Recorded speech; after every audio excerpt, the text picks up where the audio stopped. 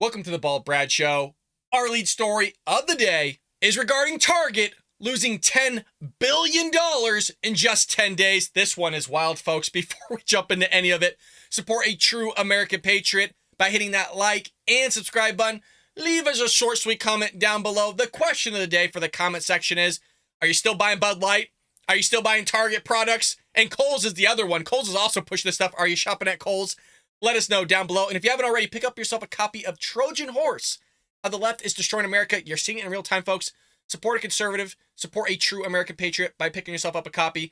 Link is down below. Well, folks, Target is losing and has lost over $10 billion here in market value in just 10 days. This one's wild. This one's so insane, but they still push it. They still love this stuff. They meaning Target. So the retail giant has lost $10 billion in market capitalization in 10 days, largely due to the backlash over the prominent LGBTQ PRIDE displays, including transgender-friendly clothing items for children. It's always going after children. You notice that? If you want to make this stuff for adults, everybody gets it. Whatever, you're an adult, you can make your own decision. But it's constantly targeting our children in the media, on TV shows and movies, in the classroom, now at the grocery store. I mean, everywhere you look, they're targeting children left and right, grooming them, manipulating them, indoctrinating them. It's insane. And then they can't fathom, oh my God, I never thought this would happen. Yes, you did. Yes, you did. It's been happening everywhere, and it's been happening for quite some time. Now it's just happening in a magnitude probably you couldn't calculate. According to a report published Sunday by the New York Post, Target's stock price was hovering near $161 a share. However, viral videos showing tuck-friendly and binding bathing suits for trans-identifying kids, along with greeting cards celebrating queerness in a display clearly aimed at young children, led to calls for a boycott. 10 days later, the stock price had dropped to $139 per share. Basically, a drop of $22 per share amounts to a 14% decrease in value. Holy lordy, folks. You kind of get winded when you hear these numbers, and I don't even work for Target. I have no association with Target whatsoever, and I feel like I just got punched in the gut. Bud Light lost 24% decrease in value. I mean, that one's a really big kick in the gut. So this translates roughly to $10 billion loss for the Minnesota-based company. Again, nobody's being fired over this stuff. That's the insane thing, all of it. If anything, you're going to get promoted. But you look at what Bud Light did, and they lost 24% for pushing all this stuff. And Target supposedly has been pushing this Pride stuff for quite some time. I think it's just finally hitting airwaves where people are realizing it. So they had all this Pride stuff right in your face, just similar to what Disney does and everybody else, right in the front of the store. And they look at Bud Light and they're like emergency emailing all their stores going, holy crap, oh my God, we're in a bleep storm here. Let's remove it and just put it to the back of the store. Let's just take it from the front and just move it to the back, in the back corner where nobody goes, nobody shops. So nobody sees it back there. We can still sell some product. It's just the Pride people are going to have to look a little bit harder for it.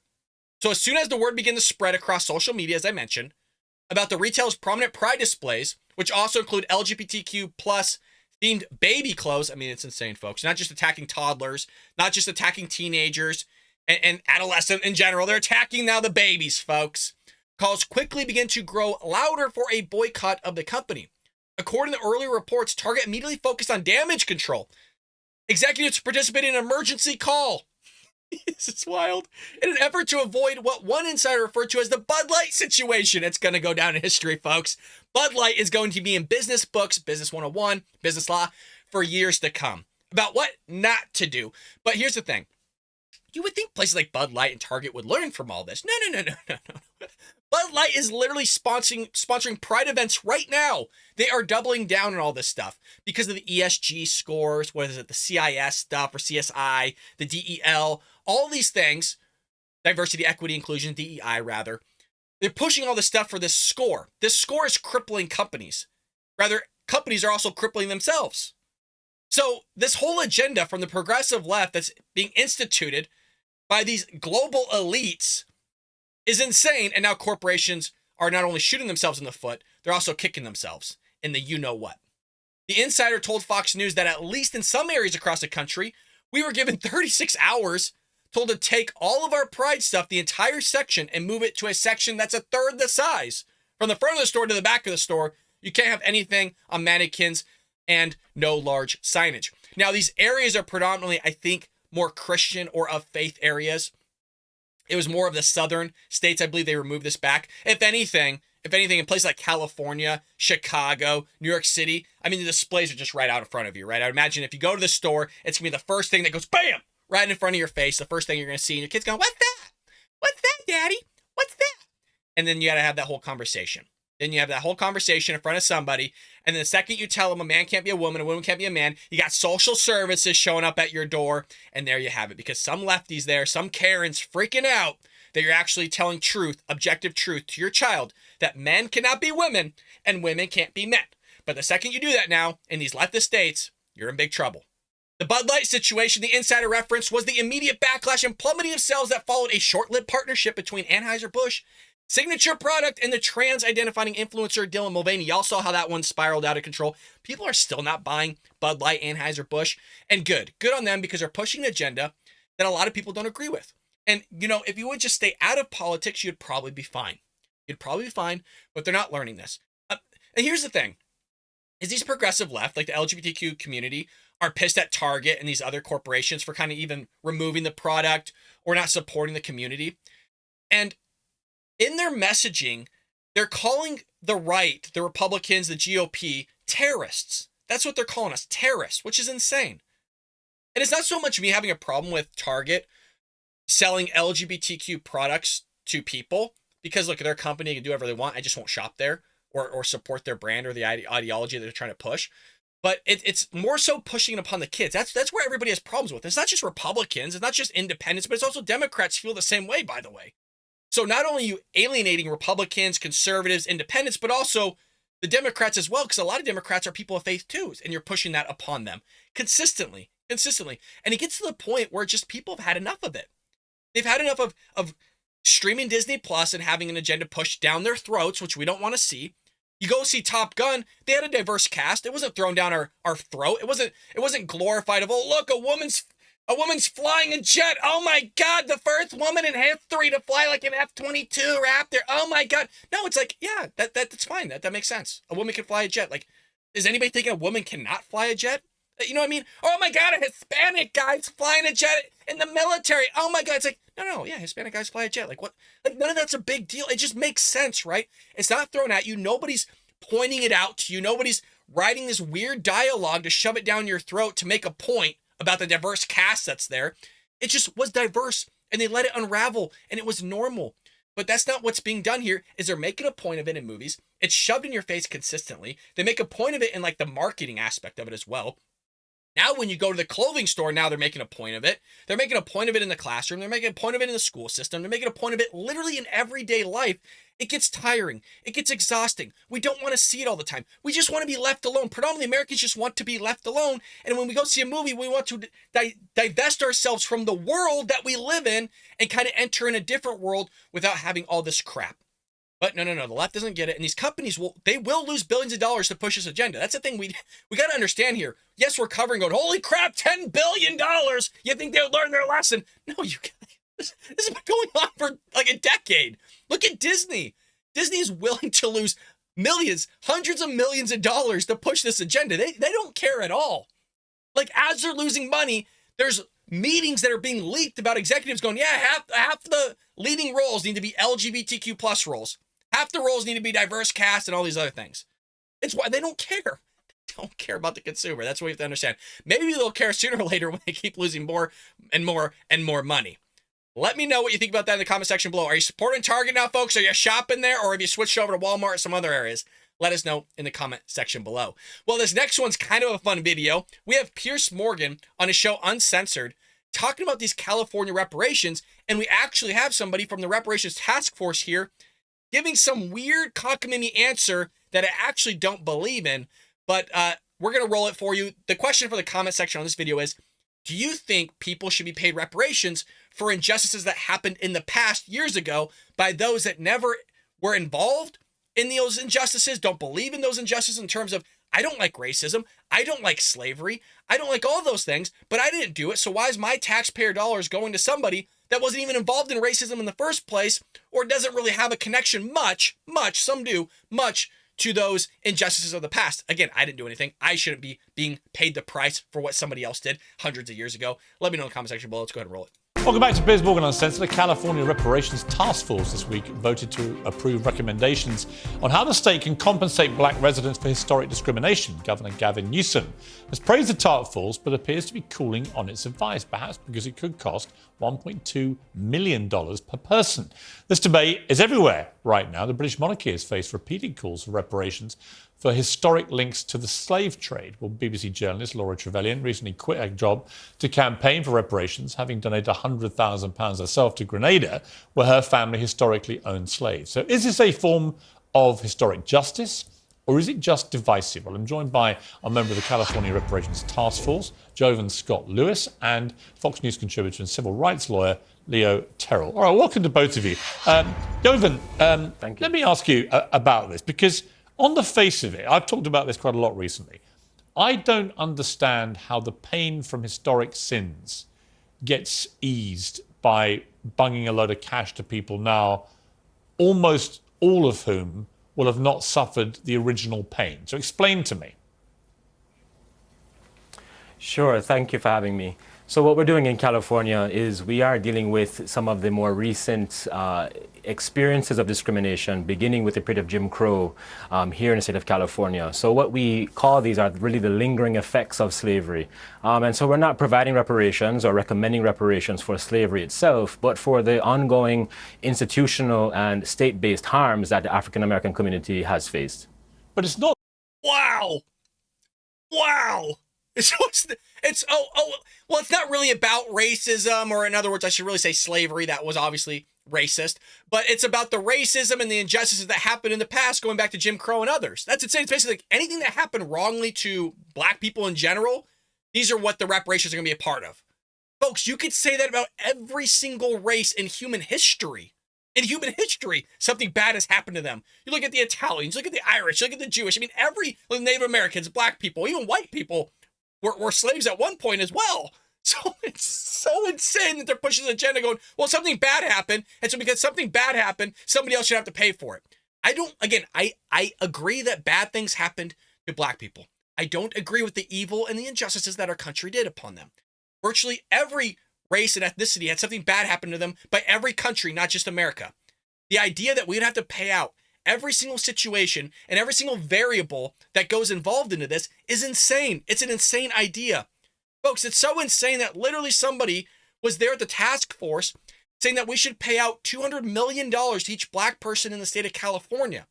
That was it was like $460 trillion or something like that.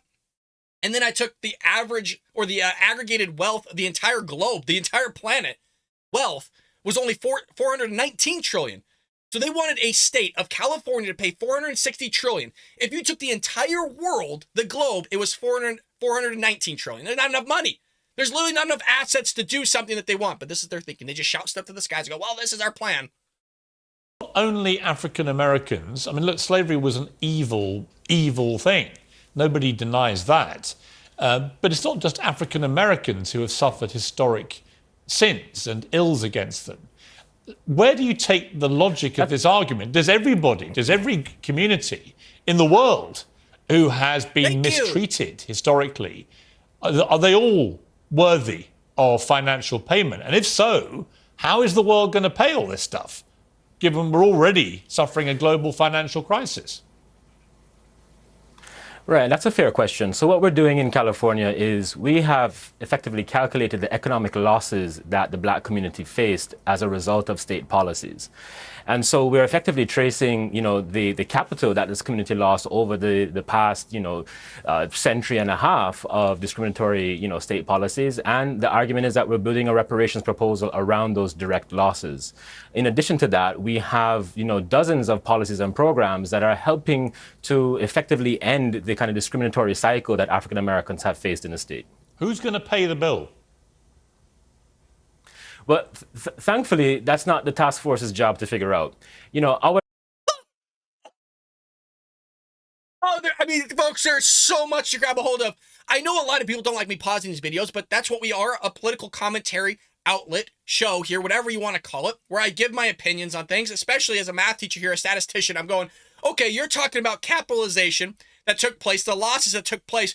You guys, when there's equations that are developed, when there's calculations that are being made, there's things called variables here, a multifaceted analysis of what's taking place. To give you kind of connection, what I think's happening here is these progressive left, these people that just make up stuff in their minds, and then they try to put it into practice, but don't actually have a way of actually putting it into practice. They just figure it out to somebody else, which is what he just said. Is, you know, there's that idea of like, oh, women make 70 cents on a dollar. It used to be like 59 cents. We do actually talk about in the book Trojan Horse how the left is destroying America. They just take the average of things. It's what's called a univariate analysis. But there's what needs to be conducted as a multivariate analysis. Every black person's situation was different, predicated on the injustices that were pushed down upon them, or the oppression that was given or pushed down upon them. So every person's situation is different. That's not, I guarantee you that's not in the calculation, because that's an insane calculation. How do you even do that? So I think what they did was aggregate this data, come up with a number, however the hell they did that, of these losses that are dependent on different areas of California, different inflation rates of the locality that's happening to them, the different taxation that's imposed upon them, different redlining that's imposed upon them, different loans that they can or can't take out. I mean, you guys, it's so head spinning. I don't believe this guy one bit. I don't think one bit this guy actually came up with a realistic calculation per individual of what they need to be paid. They just came up with a freaking number out there in the ether. They probably aggregated all this data and just took the average of the loss that somebody would have had. So somebody could have had an injustice that actually kept them down drastically, a massive loss on their family, and somebody that maybe had or had incurred very little loss, they both get equal weight. How is that fair? If you want to talk about injustice in the past, you just screwed over a family royally that sat there and had a ton of losses compared to somebody that had little losses, and they both get equal payout. Is that what's happening here? I don't know. That's what it sounds like to me. It's insane. It's insane. Hey, how are you going to pay for it? Well, that's not up to us. We just came up with a number and had to figure it out. Folks, you want to know who pays for it? The taxpayer pays for it. How else is the state? What, is the state going to sit there and sell treasury bonds or just T-bills or whatever the hell they want to sell, the state bonds? You think that's how they're going to pay for it? I don't think so. They're going to tax us. That's how they pay for it. Come on. Our job was to create a methodology for compensation, for calculating those harms, and we're passing it along to the state legislature. I think the state has a variety of options of how to pay for this. The state, if it decides to pay for it, again, we are recommending compensation. We have come up with calculations for how compensations can be arrived at. But the state has a variety of, I think, instruments and approaches to how to stretch out a payment if they decide to do so. All right, we bring in Leo Terrell. You've been waiting patiently. Your response to this, Leo? Well, you've done a great job of asking the right questions. First of all, they cannot prove any form of direct damage at all. I challenge him as a lawyer, as a civil rights lawyer, Piers. Here's the situation. They talk about institutionalized racism. Where is it? You got black mayors in this state. They talk about systemic racism. Where is it? Where's the white boogeyman that they're talking about? They cannot prove that people of color, black folks, deserve $1.2 million. Does Kamala Harris need it? Does London Breed, the mayor of San Francisco? Does Karen Bass, Barbara Lee, who's a congresswoman? They can't show this. What's the real reason behind this, Piers? I'll tell you what it is. In 2020, during the summer of riots, you had a governor named Gavin Newsom who wants to pander to black Americans in California in order to run for president. And I will submit to you that if such a bill was even contemplated, there would be a challenge to it because it violates the Equal Protection Clause, it's unconstitutional, and it's racist. And I would be the first, as a civil rights attorney, to challenge such a law. Last point, Gavin Newsom came out a couple of days ago, Piers, and said he is not inclined to support reparations in a cash payment. All right, listen, you've made some fiery... It's not always a cash payment, folks. It could be, I mean, I guess it technically would be a cash payment. One of these reparations they want to institute is allowing black people to buy a home in the state of California for $1. That's one of the things they took seriously. $1. Like some of the houses go for what, $1 million to up for $1. I don't know. Somehow they calculated that in there too. Don't ask me how they're doing it, folks. Don't ask me. I have no idea. I've read some of the stuff, by the way. I don't know how they're getting these numbers. It is insane. Points back there. So, Jovan, I guess my overview has been about this issue. Are we now in this country, for example, going to seek some form of payment from descendants of the Romans and the Vikings for their marauding around Exactly Britain? what I said. And if not, why not? In other words, what's the difference really ideologically behind what you're striving to achieve for the African American community for historic issues and that? And me saying, well, I'm sure some of my ancestors were mistreated by Romans and Vikings. I'd like a large check, please. Sure. And that's a fair question. And, counter to your other guest's claim, we have established the exact record of harm. What we're talking about is that the African-American community, as recent as 1973, here where I live in South Berkeley, was demolished. A commercial district was demolished to build a train station. You're talking about African-American communities that were demolished to build highway systems. So the record of harm is clear. It is direct. And I really do welcome your other guests to view the interim report that we released last summer, which is a 500-page detailed report of the specific and direct harms that African Americans in the state have faced at the hands of state policy. Folks, if you're new to the Bald Brad Show, I'm just looking for where the answer is to the question that was proposed, because it was nowhere to be found. He completely dodged it. Completely dodged the question. Policy. And that's what we're after. This is what we're But I would say pursuing this, in terms of Jovan. I mean, reparations. there are other communities. The gay community of the world, right, have all had discrimination from the state, right? You could argue. And you could argue that's caused a lot of pain and harm. So do members of the gay community globally, are they entitled to take your lead and say, right, we were discriminated against by states. We want money for it. In other words, where do you end? Great question. Sure. Where you end is with state responsibility. And so if those other communities and any communities can establish an actual record of state harm that is intentional, and what I'm saying is that these harms were intentional. We're talking about redlining, where black communities were directly targeted by state dispossession. We are talking about an exact record that has been established. And so if any community can establish a similar record, then I encourage them to make a claim. This is what we're talking about. Okay. This is not about a cultural issue. This is about a record of harms that the state should be responsible for. I understand. That's so insane. I would also like to point out that California was never a slave state. But that's part of the calculation they're throwing in there. If you notice, he sat there. He knew that the slave idea was going to come up. And he knew that California's not a slave state. So that's why he sat there and transitioned to, well, there was redlining, Jim Crow laws. There's some sort of discrimination that happened to black people, which is true, 100% true. And it is evil. It is wrong. I 100% agree with that. But to sit there and say, and his logic was linear. At least his logic was linear, going, well, yeah, if you could sit there and calculate that, then, hey, why not have somebody pay for it? That's wild.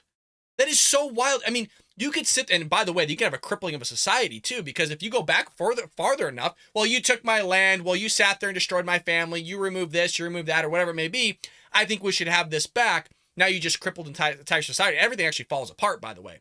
So anytime you try to have somebody's injustices paid for today by some evil action of the past, you hurt those that are happening today that never did anything wrong. It's like when you have two kids, one kid actually does something bad, and then you have a kid that does something good. Well, rather than punishing the kid that was bad at the time that it happened, you wait a few weeks and then you punish the kid that did something good. He's going, what the hell am I getting punished for? Punish that guy. We tried to do reparations in the past, and we partially actually did in some way, shape, or form.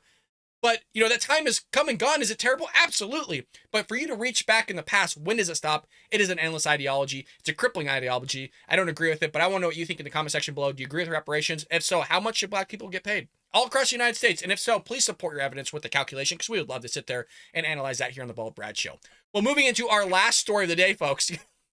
I don't know what's up with us hounding Eric Adams here, the New York City mayor. But this guy's insane.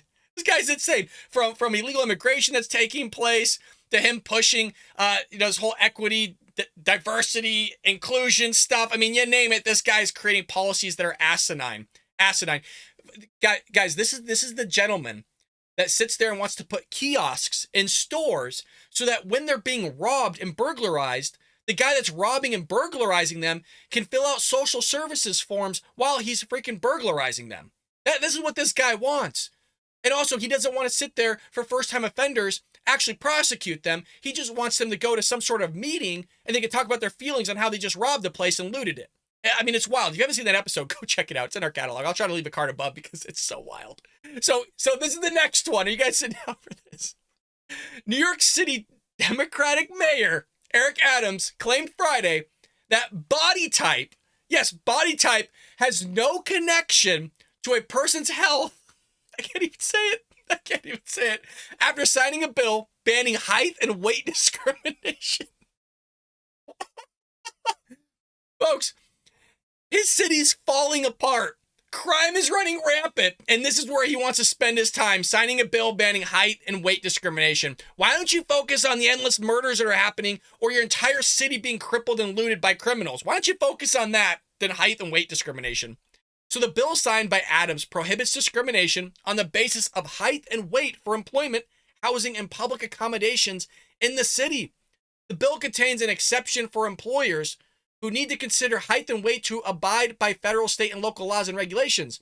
After signing legislations, Adams discussed why he believes it necessary and made a scientifically erroneous statement. Are you guys ready for this statement? Quote, everyone knows that I'm a person that believes in health. So when you talk about not discriminating against someone because of their body type, it's not fighting against obesity. It's just not being fair. It's all about fairness. Folks, I hate to say it, but life is not fair. There's a lot of things in life that isn't fair, but what people are constantly trying to do is they're trying to force fairness upon every aspect of life. It's not realistic. It's really not. And he says this, and science has shown, are you guys ready? You ready for this? And science has shown that body type is not a connection to if you are healthy or unhealthy. I think that's a misnomer. Oh my God. These are the people running the show. I think that's a misnomer. Oh my God. Hey, I'm 600 pounds, but there's no connection to my health and my body type. Do they got to take out a wall for me to get out of my house in? Like you see that on TLC, like half-ton dad or like 600-pound woman or whatever it is. No, there's no connection to health. No, there's no studies to support that. So Adams did not provide a study. Of course he didn't. Or bring receipts to back up his claim. We see that all the time for politicians, Democrats probably more than ever. They'll shout something to the skies and they won't actually back it up. I mean, I understand that, and I think there is actually a point to be made here, is that there's so much information out there, right? You read an article, you don't always basically digest and memorize, okay, well, who did that study? How was that study conducted? You just know that you read the study and you kind of basically got the abstract or the summary of the study. I think we're kind of moving into a realm to where people cite studies in a long form format. You see this a lot on podcasts where they just expect the person to have everything memorized and go, well, who said that study? What was that study done? When was it created? I don't think that's realistic. I think we can have hopefully a good faith argument in taking what that study said that the person was saying, maybe in good faith, not all the time, but maybe at least have a conversation around and going, hey, I don't need that study necessarily. I don't agree with it. I think there's probably some issues with it and move on. But we're kind of getting that realm of like, well, what was that study? It's like, I don't know, man. I read it like 2 years ago. Or I don't know. I mean, we're talking about 30 different things. I can't have 30 plus different studies memorized in my head. I don't think that's realistic. Maybe for some people it is. But, that's kind of where we're at in the realm. So he doesn't provide receipts. He just throws out a claim. But the CDC states that obese people are at an increased risk of serious diseases and health conditions such as high blood pressure, coronary heart disease, and stroke. I mean, that was just to name a few of them. Those who are underweight also face serious health conditions. I mean, there's a spectrum here, right? You could be drastically overweight or you could be drastically underweight. Everybody knows this. Everybody has known this for decades. So those who are underweight also face serious health risks such as vitamin deficiencies, anemia, and decreased immune function, according to Healthline. I mean, hell, you could go to your doctor and see this, but hey, we're also moving as a society where doctors think it's okay to kill babies. We see that as well, abortions. We also have doctors that will probably contradict you here. There's doctors that sit there and literally think that men can become women and women can become men. That's where we're moving as a society. Things are getting dangerous. Things are getting real dangerous. New York City's new law is set to take effect on November 22nd. 6 other cities. Do you just want to take a gander? Do you think these are Democrat-ran cities or just Republican-ran? Want to just take a little guess in the comment section, folks? Washington, D.C. is one. San Francisco's another. As well as the states of Michigan and Washington also have laws against height and weight discrimination. Of course they do. Similar legislation is currently being considered in New Jersey, Massachusetts, and this also comes from the New York Times. Quote, size discrimination is a social justice issue. It's always social justice, right? It's always about the social issues. And a public health threat. Look, Americans are overweight. Technically, you guys, by the way, I'm overweight. I think I'm supposed to be like 165 or something like that. I have no issues telling my weight. I'm about 190. Some of that's muscle, folks. I'm big. I'm strong. Not really. I am overweight. I'm running. Okay, I'm on 2 miles a day, folks. We know, I believe Eric, or in other words, Shib, is on the treadmill as well. Congrats, Shib. If any of you want to go on a weight loss excursion with the bald Brad, feel free to do so. Just go out and walk, folks. Get out there like 10 minutes a day and slowly increase it as time goes on. I'm not saying I run. I got a 5-minute mile, but I'm out there trying to run every single day. Lose some weight, folks. Be healthy. Be healthy. All right, so size discrimination is a social justice issue and public health threat. This comes from New York City City Council member Sean Abreu, or whatever the hell. People with different body types are denied access to job opportunities and equal wages, and they have had no legal recourse to contest it. Worse yet, millions are taught to hate their bodies. I mean, look, that is true. That second part is true because of the social media and kind of what women are portraying their bodies at, and some bodies aren't realistic. The time that goes into building that body, right? You're not going to look like Thor, Chris Hemsworth all the time. The amount of time you have to put into that is insane. People just don't have that kind of time. So there's truth to that. As the global beacon of tolerance, it is only right that New York City is leading the national effort to end size discrimination with the signing of this law today. Look, there also is a side of it where we're affirming obesity in this country. There's stories out there right now where you have, I don't know if it's the obesity crew, or I don't know what you call them on TikTok or Instagram or whatever, but they basically want, if you go onto an airplane, they can't fit down the aisles anymore. So they want the airlines to increase the size of the aircraft to cater to their obesity because they can't fit down the aisles anymore. Furthermore, if they can't fit into a seat, and it's going to take them to have 2 seats because that's what they need. I mean, hell, if you can't fit down the aisle, you're probably not going to fit in a seat. I'm not trying to be rude, but I mean, 1 + 1 = 2, right? So if you can't fit down the aisle, they want to buy 1 seat, but they want the airline to give them the second seat for free. This is where they're going. Or make the seats larger to accommodate somebody's health issues. This is where we're getting, where it's like everybody has to be accommodated for everything. Again, if somebody's handicapped or whatever it is, I do think that we should try our best as a society to cater to them. I'm not saying to just basically collapse all forms of helping people, but it's getting a little bit silly now. And I'd also like to point out, when somebody is obese, they're maybe not qualified to do that position. That's why we see in a lot of positions, hey, you have to be able to lift like 50 pounds or whatever it is, height and weight. I mean, there's certain things that only support so much weight. There's only things that can be operated by people within certain height requirements. So what do? Offer more machinery, offer different jobs to those people that you're not even looking for to be hiring in that position. I mean, there's so many questions that go involved in this, but we see this a lot of times from Democrats. Again, this social justice stuff of like, well, we think this is an issue. We don't really know how much of an issue it is. We don't really know if we should be spending time on this issue because there's so many other important things going on out there in the world that we should be focusing on. But hey, let's do it anyway. So let me know what you think about this in the comment section below. Maybe there's no harm, no foul on this. Maybe people are being discriminated because of their size and they need whatever reason for this to be implemented. So there's no discrimination. Hell, I don't know. Let me know what you think about this in the comment section below. I personally think it's a little bit of a waste of time. Maybe it's more of an issue than I realize.